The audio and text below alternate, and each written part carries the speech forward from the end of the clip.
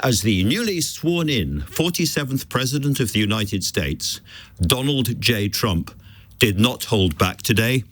His inaugural speech was as big, as aggressive, as swaggering, as full of optimism and pride, and frankly, hubris, as we could possibly have imagined. "I was saved by God," from the assassin's bullet, he said, "to make America great again."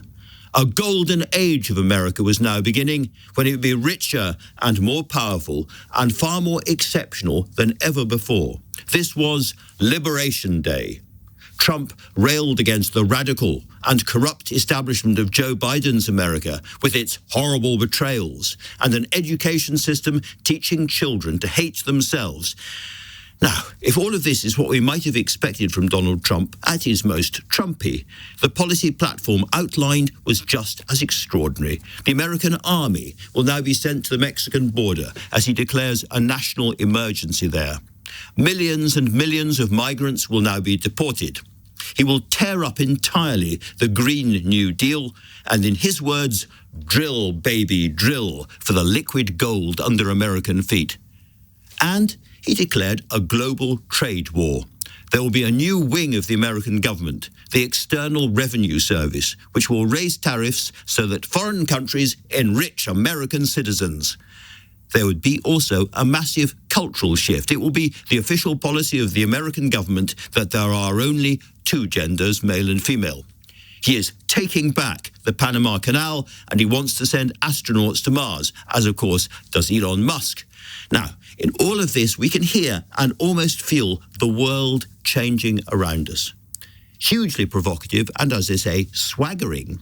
This may be the most important political speech of my lifetime. My recent election is a mandate to completely and totally reverse a horrible betrayal and all of these many betrayals that have taken place, and to give the people back their faith, their wealth, their democracy, and indeed their freedom. Our sovereignty will be reclaimed. Our safety will be restored. The scales of justice will be rebalanced. The vicious, violent, and unfair weaponization of the Justice Department and our government will end. Those who wish to stop our cause have tried to take my freedom and indeed to take my life. Just a few months ago in a beautiful Pennsylvania field, an assassin's bullet ripped through my ear. But I felt then, and believe even more so now, that my life was saved for a reason. I was saved by God to make America great again. And this extraordinary social media post was featured.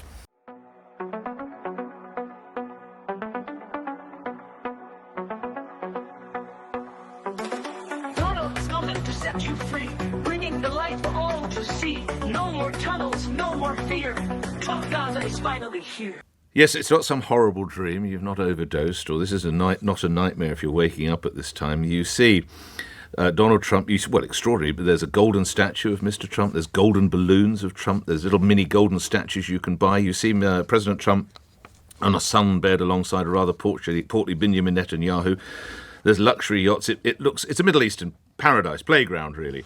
Modelled on Dubai, and even you see the president dancing. And there's Elon Musk featured too. How have they done it? You're not in a good position. You don't have the cards right now. With us, you start having cards. Playing cards. But right now, you don't. You're playing cards. Mr. President. You're playing cards. Serious. You're gambling with the lives of anymore. millions of people. You're gambling with World War III. You're gambling with World War III. I have been covering politics for nigh on 20 years. As you know, I've been fortunate enough to be at the centre of British politics, behind the scenes. I've been in head-to-head meetings between the Prime Minister of Britain and countries that we have disagreements with and countries that we are allies with. I've seen what happens when the media leaves the room. I have never in my life heard anything remotely close to what we have just witnessed. We have just witnessed history. We have just witnessed something that is closer to Jerry Springer over war on the European continent? I honestly speechless. I don't know. I mean, I don't know if someone's going to emerge with a black eye. Zelenskyy looked like he was going to cry at points during that. Your expression, I wish listeners could see it. Can you tell us how you're feeling now? We used to have presidents of the United States who respected freedom, democracy, liberty, understood the oppression that countries which engage in democracy have from dictatorships, warlords, potentates. And what you saw today, for your listening audience, my look of absolute shock, what you saw today was the single most disgraceful display of any president of the United States in American history, bar none. We all know presidents have tough conversations behind the closed doors. Lyndon B. Johnson during the Civil Rights era, FDR and Churchill early in World War II. There's always some measure of diplomacy towards a common goal. Not here, because the United States under Donald Trump, right, not as president, right, as the occupant of the seat in the Oval Office, is shilling for Moscow.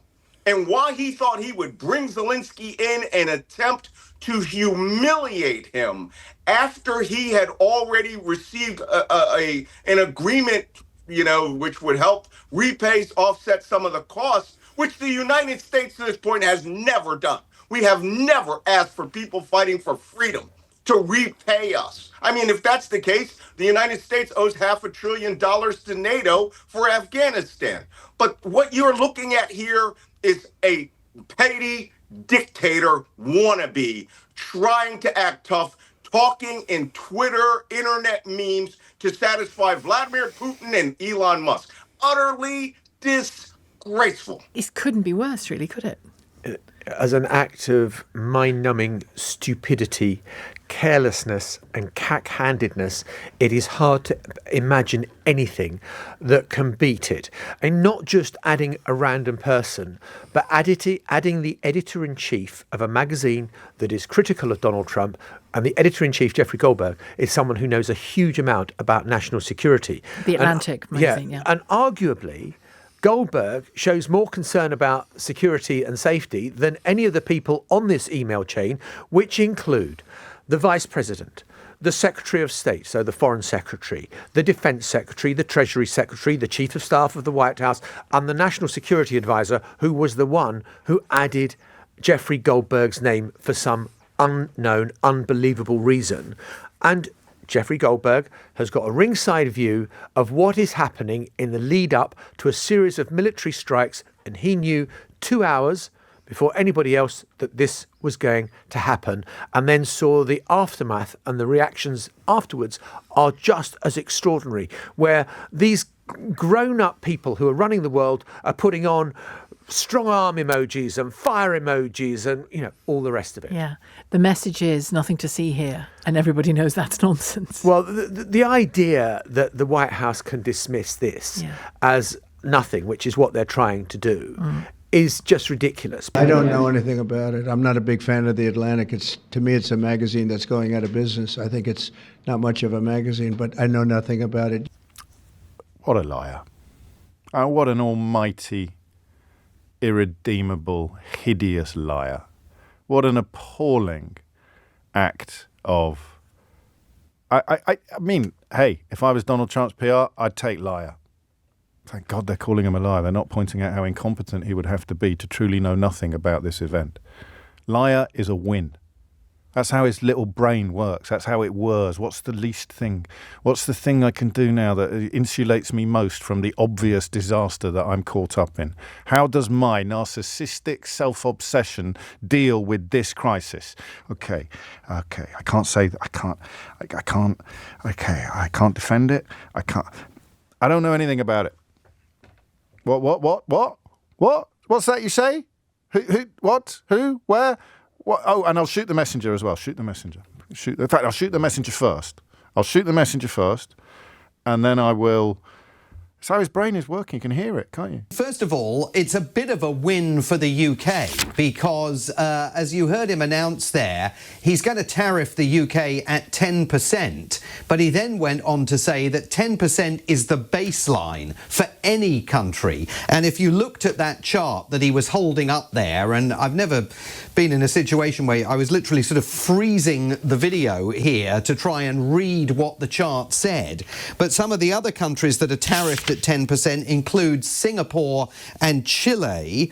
By contrast, I think Israel is being tariffed at 17%. So, this is the lowest tariff that the UK could possibly have expected to face, given that he's implementing across the board what he calls reciprocal tariffs. And he says the the US is charged an average of 10% by the UK, and he's charging the UK 10%. That's in contrast to tariffs of 20% on the European Union, 34% for China, 26% for India. So the government can, I think, in London, take comfort from the fact that it's done as well as any other country has performed in this extraordinary series of numbers that President Trump has been reading out. He is absolutely determined that this is going to result in money pouring into the United States, not just in the form of tariffs, which of course will be passed on to American consumers and will lead to rampant inflation here, according to every single one of America's Nobel Prize-winning economists. But he's also convinced that this is going to lead to a manufacturing boom in the United States. Some of these tariffs are very strange, you have to confess. When it comes to abandoned islands, for example, the Sandwich Islands, which have only penguins living on it, and that is now subject to tariffs. I mean, that's bizarre. That's not exactly bizarre. I mean, the truth is we don't do a lot of trade with the Sandwich Islands, right? And there are other, Vietnam just folded, for example, right? They are saying we're not going to do any tariffs with the U.S., and therefore they're able to also get the same. Now, with Vietnam, we do a lot of manufacturing, right? And that's kind of next level to China. Nike basically called up President Trump and said, look, we don't want any of this, and we want to do a deal with you. So we're starting to see country by country. Sorry, but just on that point deals. before, I think I said that I was referring in particular to the McDonald Islands and Heard Island, but no one lives there. So why are there tariffs? Because everyone's getting it. Every single country why not? Well, okay, would you prefer to leave that off the list? I mean, why not hit everybody? But and you look, I mean, Donald Trump has imposed a tariff on Diego Garcia, which is one of the Chagos Islands, which the only people that live there are US military personnel. Yeah. I mean, I don't see a problem with that. I'm sure he's able to call President Trump to negotiate if he wanted to. Again, I'm not so worried about where, population dips under 100 people. But the truth is, wherever you are, you're importing goods, right? And that's the whole point here. It's like if you're going to be importing U.S. goods and we're going to be buying goods from anybody else, it has to be fair. This is a report coming to us from the United States, from Politico, which they claim to have insider information from Trump's inner circle that Elon Musk will soon be stepping back from his current role as governing partner, ubiquitous cheerleader, and Washington hatchet man. Those are Politico words, not mine. But Politico is reporting this afternoon that Trump has told his inner circle, including members of his cabinet, that Elon Musk will soon be stepping back. What a night that was. What an extraordinary night. How sharper than a serpent's tooth it is to have a thankless Donald riled, as Shakespeare almost said. And it was almost Shakespearean. He would have appreciated the bloodlust that we saw explode in full public view on two separate social media sites last night. One owned by Donald Trump, one owned by Elon Musk. It was much speculated that the divorce between these two men, when it came, would be bloody. But I don't think anyone expected to see the equivalent of a thermonuclear reaction explode in real time in the speed that it did. When that moment finally came, it was every bit as vindictive, as petty, as operatic, as ridiculous, as stupid, as childish and as absolutely predictable as we all thought that it might be. Elon Musk went from being pretty much still an ally of Donald Trump's. It wasn't even a week ago, I think, that they were in the Oval Office having a sweet goodbye to each other, praising each other to the rafters, saying how enormously helpful the two men had been to each other, to within the space of a couple of hours, Elon Musk alleging that Donald Trump was in the Jeffrey Epstein files. And Donald Trump, for his part, threatening Musk with the removal of government and federal contracts. Musk, for his part, in a moment of high camp, choosing to respond to that by saying, "Be my guest, you'll lose access to the International Space Station." For his part, another absolutely dreadful night for Musk commercially, with Tesla shares down by $150 billion. So this is a former airfield in the middle of the Everglades, they're called? Correct. In Florida, surrounded by alligators, snakes, poisonous spiders. And President Trump is delighted. Absolutely delighted. You know, Andrew, of course, that he has a plan anyway to reopen the real Alcatraz, that iconic island prison in San Francisco Bay. He absolutely covets the idea of being seen to be taking dramatic action that is tough on crime, adding to his kind of tough guy image. And in this case, he's embracing a 5,000-bed facility that has been built from nothing in the last 3 weeks in the Florida wetlands.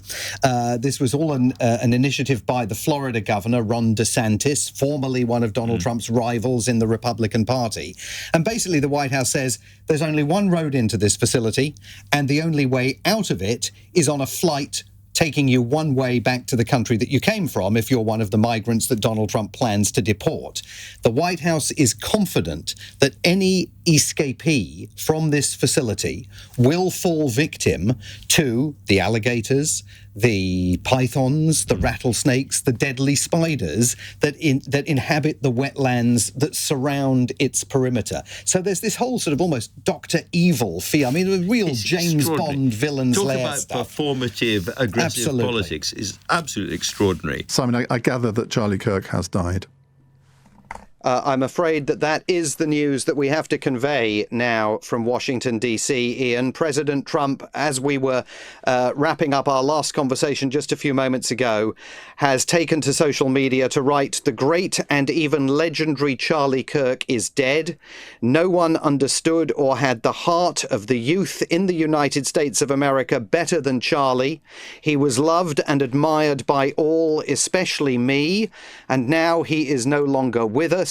The president concludes his statement by saying, "Melania and my sympathies go out to his beautiful wife, Erica, and family. Charlie, we love you." So Donald Trump, within the last couple of minutes, making the announcement to the nation that Charlie Kirk, the leader of Turning Point USA, one of the most prominent figures within Donald Trump's Make America Great Again movement, a man whom, as the president indicated in that statement, had mobilized hundreds of thousands of young Americans in support of Donald Trump's populist, right-wing approach to politics. So you really want me to commentate on a helicopter landing? Okay. There are some people, not in the sky, wearing very, very elaborate uniforms. They are not members, as far as I can tell, of the royal family. Therefore, they have probably earned the right to wear those uniforms through actual military service. I would estimate that the helicopter is now approximately, what would you say, Keith, 10 feet off the ground? And of course, there is a human being standing there for scale, so these are very big helicopters, albeit not the... no, I know he's not standing there for scale, but for people watching on the screen, the human being provides scale. He's actually instructing the helicopter pilot where to land, and the Eagle has landed. It's not unlike Christmas morning now, waiting to see what is contained within the wrapping of the enormous helicopter. And there they are, the Prince and Princess of Wales, moving in a sombre fashion towards the left-hand staircase, I can confirm, the left-hand staircase at the top of which Donald Trump has just emerged. And there is the King. I've got a real soft spot for the King. I don't know why. But there is the King, conducting himself with all of the decorum and class that we have come to expect. Ditto the Queen. Camilla now being introduced to the President and the First Lady. And now a horse has arrived. Forgive me, several horses. pulling a carriage. And this is, I think, again, to use a technical term, this is known as the full Cinderella. And they're off.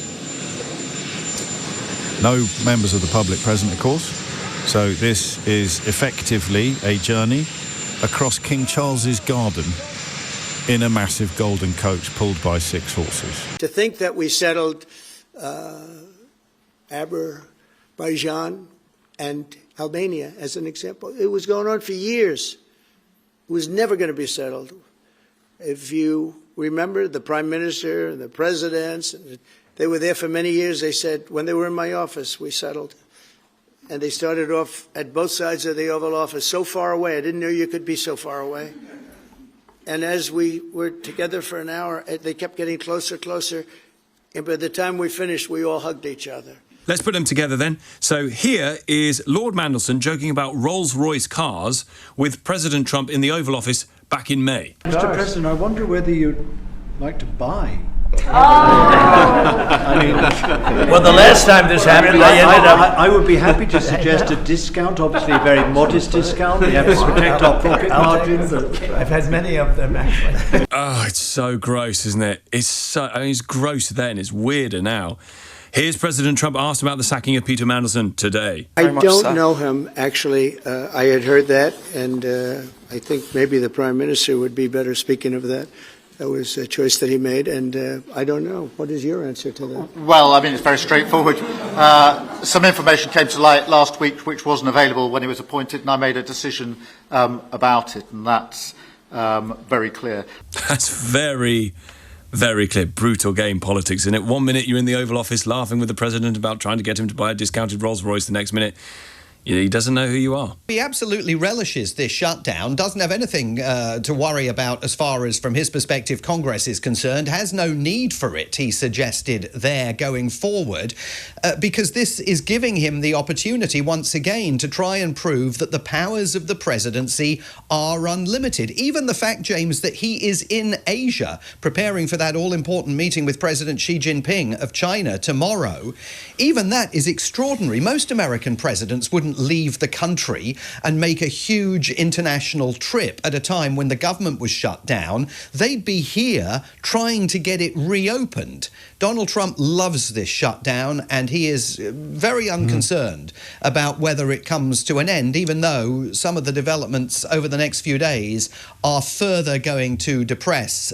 his numbers in the opinion polls, because all those families impacted by all of these funding cuts and furloughed pay packets are going to get very angry very quickly. It is very important to underscore that this Epstein story is not going away. It is the slow burn depth charge beneath his presidency and beneath his White House. And the fact that these revelations underscore questions that members of Donald Trump's Make America Great Again grassroots movement have over the president's veracity relating to his friendship with the deceased and disgraced sex trafficking financier, and also raise questions about even his claims that he threw Epstein out of Mar-a-Lago. Epstein, in one of these emails, is telling Michael Wolff, the author, that he was never a member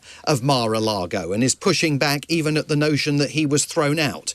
I do think it is very important to underscore we are not seeing the full context of these emails. We're only seeing small snippets of what we understand is a trove of fresh documentation that the House Oversight Committee up on Capitol Hill now has its hands on. That, by the way, should almost certainly be quite worrying to Andrew Mountbatten Windsor and to members of the royal family, because it's perfectly possible that there is more information contained in those documents that we haven't yet seen about the nature of Andrew Windsor's friendship with Jeffrey Epstein. But as far as Donald Trump is concerned, this comes at an extraordinarily difficult moment politically, because it is already apparent that Marjorie Taylor Greene, the conspiracy theory believing Congresswoman from Georgia. I mean, this is a woman who has previously articulated the view that Jewish-controlled space lasers are responsible for forest fires in California. She is making it apparent to people that she wants to run for the Republican Party's presidential nomination in 2028.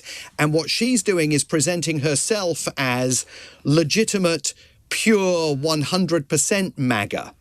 And in order to be legitimate, pure 100% MAGA, never mind the conspiracy theories, she wants total transparency over everything pertaining to Jeffrey Epstein, whatever the circumstances, whatever the consequences of that for Donald Trump. Well, presumably because in order to be that MAGA, sort of queen of MAGA almost, she has to bring him down a notch or two. Well, I think what she understands viscerally, because she is of that community, is that MAGA wants to know everything there is to know about Jeffrey Epstein.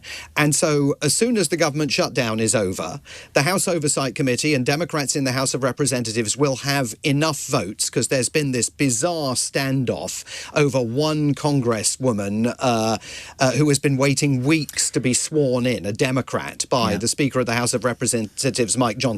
She's going to be sworn in. Has to happen later this week. At that point, Democrats will have the vote formally to call on the White House to release every single document they've got in the Department of Justice possession about Epstein. And remember that in February, the Attorney General Pam Bondi told the American public and Donald Trump's MAGA supporters that she had Jeffrey Epstein's contact book on her desk. She was reviewing all of these documents ahead of their public release. And then fast forward to July, nothing had happened. And suddenly the Department of Justice said, well, there were no documents to release. In fact, there was no contacts book and there were no documents under review that could possibly be released. Now, you don't have to be the most dyed-in-the-wool conspiracy theorist to conclude that there's a cover-up underway at the White House over the nature of Donald Trump's friendship and involvement with Jeffrey Epstein. And certainly these emails fuel the suggestion that Donald Trump at least one point spent hours in the company of one alleged victim of Jeffrey Epstein and Ghislaine Maxwell's trafficking operation. There's going to be huge questions for President Trump about that. And I'm not sure that if he defaults to his position up until now, which is that anything compromising relating to his involvement with Jeffrey Epstein is fake news. It's news that has been created by the Democrats, documents, all a hoax.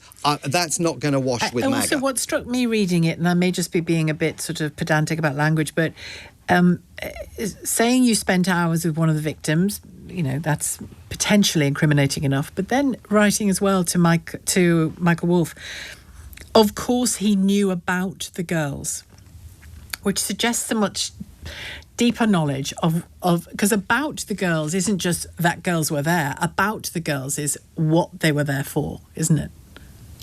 Well, again, it depends on that larger context of what the conversation was that was taking place. I do think, by the way, there are huge questions today for Michael Wolff, because in one of those email exchanges, he appears to be offering Jeffrey Epstein advice on how Donald Trump might, during an interview, respond to questions about his friendship with Epstein, which would seem on the face of it to be going quite a long way away from the position of investigative journalist who was trying to get to the bottom of all of this. So I think there's questions for him in all of this. But yes, I mean, you know, this undercuts everything that Donald Trump has said in recent months about Epstein. But the main thing that he keeps saying is it's a dead issue. Well, he might want it to be a dead issue.